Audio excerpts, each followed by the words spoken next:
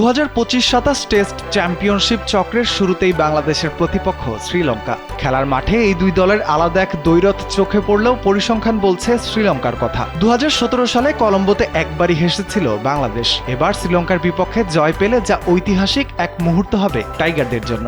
টি-20 ও ওয়ানডেতে অধিনায়কত্ব হারিয়ে ক্রিকেটের সবচেয়ে পুরনো সংস্করণের দায়িত্বে রয়েছেন নাজমুল শান্ত।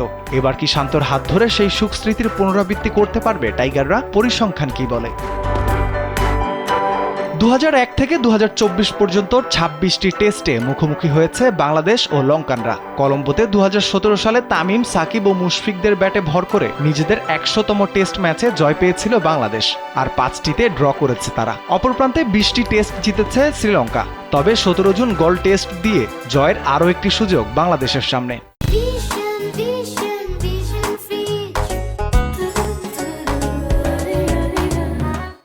টেস্ট চ্যাম্পিয়নশিপের 2025-27 চক্রে 12টি করে ম্যাচ খেলবে বাংলাদেশ ও লঙ্কানরা। এ দুই দেশের সিরিজ দিয়ে শুরু হচ্ছে এবারের চক্র। শ্রীলঙ্কায় যাওয়ার আগে মিরপুরের শেরেবাংলা জাতীয় স্টেডিয়ামে সংবাদ সম্মেলনে আশার বাণী শুনিয়েছেন অধিনায়ক নাজমুল। দলের ক্রিকেটারদের নিয়েও বেশ খুশি তিনি। দল নিয়ে আমি খুবই খুশি।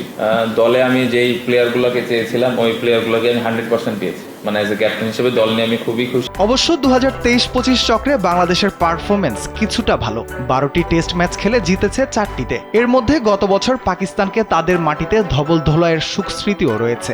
পাকিস্তান ও ওয়েস্ট ইন্ডিজের ওপরে পয়েন্ট তালিকায় 7 নম্বরে ছিল টাইগাররা। 3 চক্র মিলিয়ে 31টি টেস্টের 5টিতে জয়, 2টিতে ড্র আর হার 24টিতে।